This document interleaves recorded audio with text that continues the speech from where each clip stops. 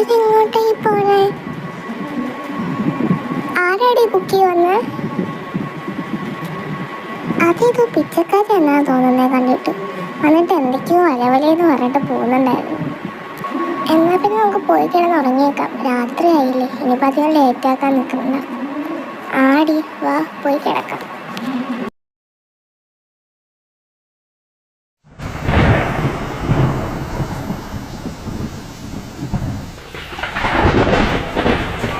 ഓ, എന്തൊരു പൊട്ട സ്വപ്നമായത്. ഇങ്ങനെയൊക്കെ മനുഷ്യന്മാർ സ്വപ്നം കാണും. വാ മോളെ, എൻ്റെ കൂടെ വാ. അതേതാത്? ഇരുട്ടായിട്ടൊന്നും കാണുന്നില്ല. അവൾ അറിയാതെ തന്നെ ആ സ്ത്രീയെ പിന്തുടരുന്നു. ഇതേതാ സ്ഥലം? ഇതുവരെ ഇവിടെ ഒന്നും കണ്ടിട്ടില്ലല്ലോ ഇങ്ങനത്തെ സ്ഥലം. അവിടെ ഒരു അച്ഛൻ, അവരുടെ 2 കുട്ടികൾ, ഒരു ആൺകുഞ്ഞും പെൺകുഞ്ഞും, പിന്നെ ഒരു അമ്മയും. അവിടെ കുറേ ആളുകൾ വന്ന് ആ കുഞ്ഞുങ്ങളെ കൊല്ലാൻ നോക്കുന്നു. ആ സമയം ആ ആക്രമണത്തിൽ ആ അച്ഛനും അമ്മയും മരണപ്പെടുന്നു. ആ ആൺകുഞ്ഞും അവരുടെ കൂടെ പോകുന്നു. ആ പെൺകുഞ്ഞ് മാത്രം ആ സ്റ്റെപ്പിൽ കയറി പോകുന്നു. പെട്ടെന്ന് ആ ചോര കണ്ട് ഇവ നിലവിളിക്കുന്നു. കുഞ്ഞ് കുക്കി, കരയാതെ. ജീവ, കുട്ടി ഒറ്റയ്ക്കായി. അവളെ നമുക്കൊന്ന് രക്ഷിക്കണം പ്ലീസ്. ഏത് കൊച്ചിനെ പറ്റിയാണ് നീ പറയുന്നത്? അവളൊരു കൊച്ചുമില്ല. നീ വന്ന് കിടക്ക്.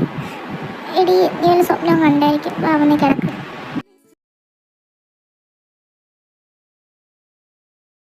എടി, നമുക്കെന്നാ പിന്നെ ഒരു നാട്ടിൽ പോയാലോ? അങ്ങനെയാണെങ്കിൽ കുട്ടിക്ക് ഒരു ആശ്വാസം കിട്ടും. പാവം. ആടി, അവളെ നല്ല ഉറക്കാം. എണീക്കുമ്പം പറയാം. എടി, സംതിങ് മത്തി. എന്തോ പ്രശ്നമുണ്ട്.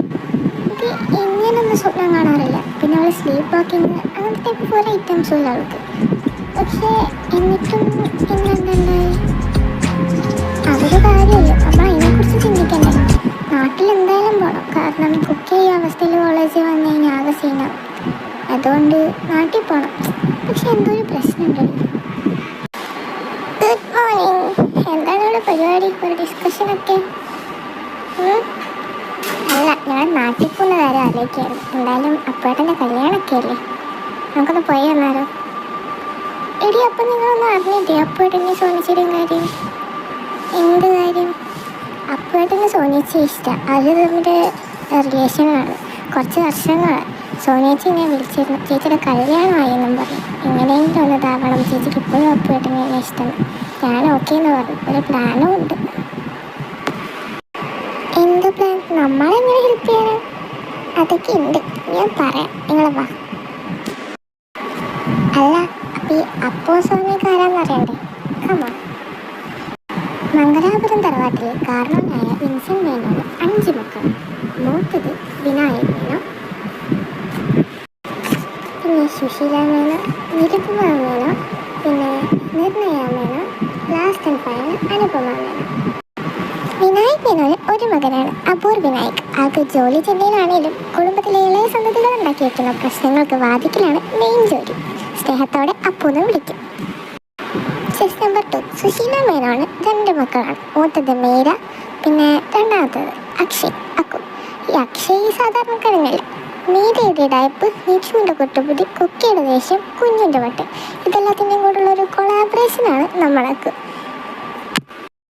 ഇനി മത്തം കുത്തിയ കുമ്പളം നോക്കിയിട്ടില്ല എന്ന് കേട്ടിട്ടില്ലേ? അതിൻ്റെ റിയൽ ലൈഫ് എക്സാമ്പിളാണ് അടുത്തത്. അരപ്പിരി ഇളകിയ നിരുപമയുടെയും വർഷൻ്റെയും മുടി പിഴി ഇളകിയ മകൾ ദൊവണ്ണനൊള്ളി ക്ലാര. കുക്കിനെക്കാട്ടിലും ഒരു 1-2 വയസ്സിന് മൂത്തതാണ് നമ്മുടെ കുഞ്ഞു. മണ്ടത്തരത്തിൻ്റെ കാര്യത്തിൽ കക്ഷി അക്കുവിനേക്കാളും വരതാപരമാണ്. പൊട്ടത്തരം, മണ്ടത്തരം, തർക്കത്തരം, ഈ 3 തരങ്ങളല്ലാതെ വേറെ ഒരു തരത്തിലുള്ള കാര്യങ്ങളും ഭവതിയുടെ വായിന്ന് മൊഴിയാറില്ല.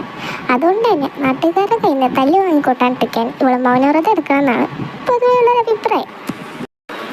ഇനി അടുത്തത് നിർണയ മേനോൻ്റെ ഒരേ ഒരു മകൻ ജീവാറ്. കുടുംബത്തിലെ കുരുട്ടുകുത്തി കഴിക്കുന്ന ഈ മരം ഇടയ്ക്ക് ഫാമിലി ബിസിനസ് നോക്കാനാണെന്നും പറഞ്ഞു ഓഫീസിൽ പോയി ഈച്ചയും തല്ലി ഇരിക്കലാണ് പണി. ഇനി അടുത്തത് ഈ കാണുന്നതാണ് വിൻസെൻ്റെ അവസാനത്തെ മകളുടെ സന്താനം. ഇവൻ ഞാൻ മാറ്റി, കുക്കി. 20 വയസ്സുള്ള കക്ഷി ഇപ്പോൾ MBBS ഫസ്റ്റ് ഇയറാണ്. ഒന്ന് പറഞ്ഞാൽ രണ്ടാമത്തേന് അടി ഉറപ്പാണ്. കുട്ടിക്ക് ദേഷ്യത്തിൻ്റെ അസുഖമുള്ളതുകൊണ്ടാണ്. സ്നേഹിച്ചാൽ നക്കിക്കൊല്ലും, ഇല്ലേ ഞെക്കിക്കൊല്ലും. ഏതായാലും മരണം ഉറപ്പാണ്. ഈ ഒരു കാരണം കൊണ്ട് തന്നെ മംഗല്യയോഗം എന്തായാലും കുട്ടിക്ക് അടുത്തൊന്നും ഉണ്ടാവില്ലെന്നാണ് അക്കുവിൻ്റെ വാക്ക്. അപ്പോൾ ആൾക്കാരൊക്കെ പരിചയപ്പെട്ടല്ലോ. അടുത്ത ദിവസം തന്നെ ഇവരൊക്കെ നാട്ടിലേക്ക് പുറപ്പെടുകയാണ്. നമ്മുടെ കുക്കിയും ക്ലാരിയും രണ്ടുപേരും കൂടെ തമിഴ്നാട്ടിലേക്ക്, അതായത് നമ്മുടെ സോന ചേച്ചി എത്തിക്കാൻ പോയിരിക്കുന്നത്. ബാക്കി രണ്ടുപേരും നാട്ടിൽ പോയിട്ട് ബാക്കിയുള്ളവരെ കൺവിൻസ് ചെയ്യാൻ പോയിരിക്കുകയാണ്. Okay, come on let's start the mission കുഞ്ഞു. അല്ല, ഇത്രയ്ക്ക് ആറ്റിറ്റ്യൂഡ് നമ്മളെങ്ങോട്ടാ സോനേച്ചിയെ വിളിച്ചു ചോദിക്കുക എവിടെ നിൽക്കുന്നതെന്ന്. ഐശ്വര്യാണ്, ഞാൻ ആ കാര്യങ്ങൾ മറന്നുപോയി. ഹലോ സോനേച്ചി, എവിടെയാ? ഞങ്ങളിവിടെ എത്തി. നീങ്ക വന്നിട്ടയാ? എന്താ മൊട്ടമാടി മേലെ ഇருக்கு, കൊഞ്ചം സീക്കിരം വാ. ഓക്കെ, എവിടെ നിൽക്കുന്നതാടി പറഞ്ഞേ ചേച്ചി? എന്തോ മുട്ട നടാൻ പോയേക്കുമെന്ന് പറഞ്ഞു. മുട്ടയോ? ഇത്രയും പ്രശ്നത്തിനിടയ്ക്കാണോ തള്ള നിങ്ങൾ മുട്ട ഉണ്ടാക്കാൻ പോയിരിക്കുന്നത്? ഏതായാലും പറയുകയാണെങ്കിൽ എനിക്കൊരു ഡബിൾ ഓംലേറ്റ് കൂടെ പറഞ്ഞു, വെറുതെ ഇരിക്കണ്ടല്ലോ. ഈ മുട്ട മടിനെ ടെറസിൽ താണ്ടിയിരിക്കേ.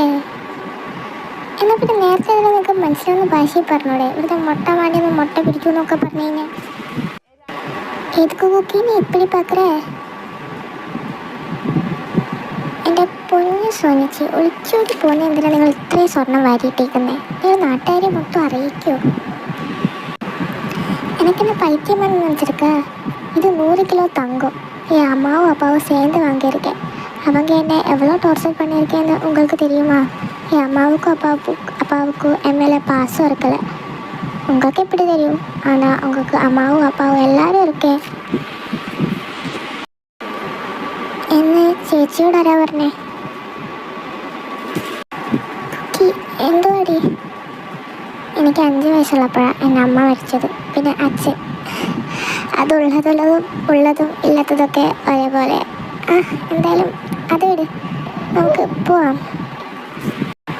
കുക്കി, സോറി, ഞാൻ தெரியாமல் പേശിട്ടിരിക്കാൻ. ചേച്ചി സോറി പറയേണ്ട ഒരു ആവശ്യമില്ല. അല്ലെങ്കിൽ തന്നെ ചേച്ചി പറയണമെന്ന് എനിക്ക് മനസ്സിലാവാനും പോകുന്നില്ല. സോനെ, കാട്ടാമ്പുള്ള സതീശനാ. എടാ പൊന്നപ്പാ തങ്കപ്പാ വേലപ്പാ പിടിയുടെ മോണെന്തിനു? കുക്കിയോളെ നിനക്കുള്ള കൊള്ളാണല്ലോ, വേഗം ചെല്ല്. എന്നാൽ പിന്നെ ഞാൻ ഐശ്വര്യമായിട്ട് തന്നെ അങ്ങോട്ട് ഡ്യൂട്ടിക്ക് കയറിയേക്കാം അല്ലേ?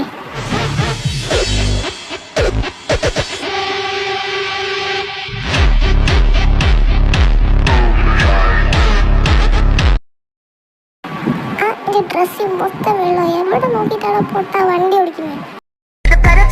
When I hit the dough, give me everything you got, like the bank is out. Yeah, you pull up in a Lambo, that drip and shit like candles, and I lose my grip with a handle, and I choose you over the bando.